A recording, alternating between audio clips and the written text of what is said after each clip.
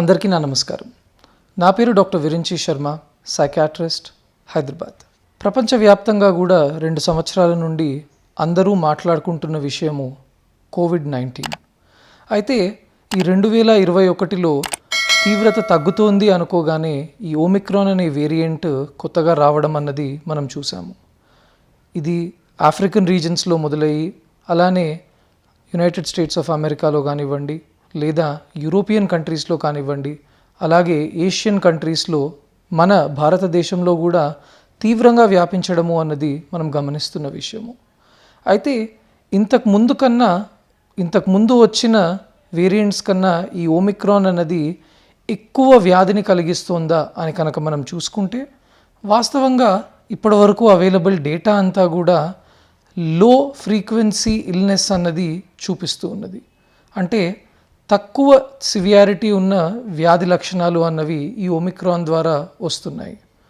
అయితే దీనికి ఒక కారణం ఏమిటి అని అంటే, ఈ ఓమిక్రాన్ అనే వైరస్ అప్పర్ రెస్పిరేటరీ ఇన్ఫెక్షన్ అన్నది కాజ్ చేస్తుంది. అంటే ఊపిరితిత్తుల్లో పైభాగాన్ని మాత్రమే అది అటాక్ చేస్తుంది. దాని వలన ఊపిరితిత్తుల మీద పడుతున్న ప్రెషర్ అన్నది మిగతా వేరియంట్స్తో పోల్చుకుంటే తక్కువ అని చెప్పుకోవచ్చు. But at the same time అది అప్పర్ రెస్పిరేటరీ ట్రాక్ట్లో ఉండడం వల్ల దాని యొక్క స్ప్రెడ్ అన్నది కూడా ఎక్కువగా ఉంటుంది. ఎందుకంటే ఈ అప్పర్ రెస్పిరేటరీ ట్రాక్ట్లో ఉన్న ఇన్ఫెక్షన్స్ దగ్గినప్పుడు కానీ తుమ్మినప్పుడు కానీ ఎక్కువగా వ్యాపించడము అన్నది జరుగుతుంది. కనుక మనము ఈ ఓమిక్రాన్ అనే వేరియంట్ తోటి కనుక చూసుకుంటే ఖచ్చితంగా స్ప్రెడ్ అన్నది ఎక్కువగా ఉండడము, అలాగే ఈ ఇల్నెస్ యొక్క సివియారిటీ సిమ్టమ్స్ వైజ్ కనుక చూసుకుంటే తక్కువ సివియర్గా ఉండడము అన్నది మనం గమనిస్తున్నాం. Thank you.